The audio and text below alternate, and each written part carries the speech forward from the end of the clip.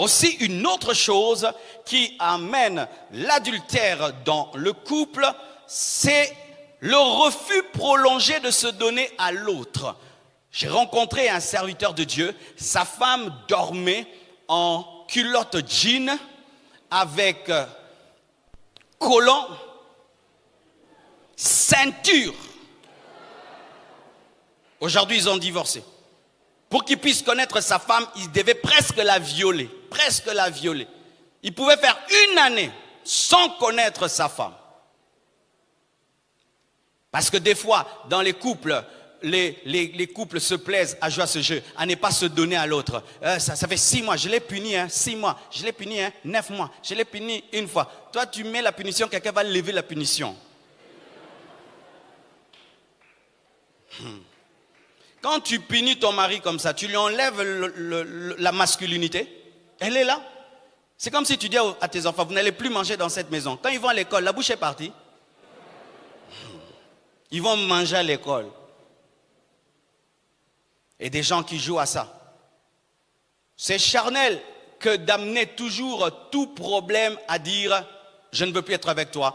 Et on voit même des gens qui font chambre à part, la femme dort au salon, le mari dans la chambre, le mari au salon, la femme dans la chambre, et ils font 7 mois comme ça, 8 mois comme ça, 10 mois comme ça, 20 mois comme ça. Vous êtes des robots, hein?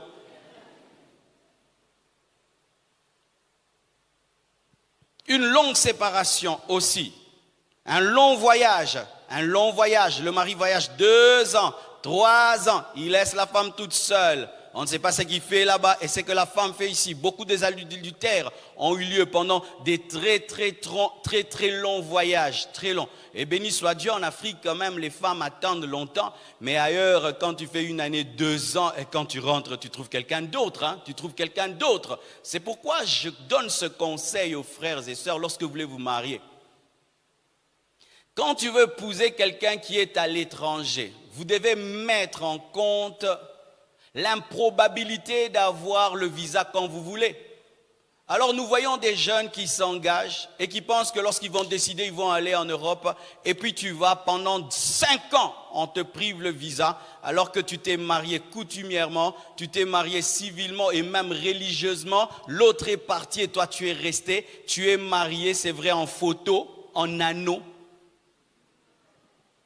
Et maintenant, tu restes piégé en Afrique. Tu es piégé en Afrique. Ton mari est parti. Ton mari est parti. Et toi, tu sais que tu es une femme mariée. Mais ça fait 3 ans, 4 ans qu'il est parti. Et tu dois vivre dans la continence. Mais tu sais que tu es marié, mais tu vis comme un célibataire, une célibataire.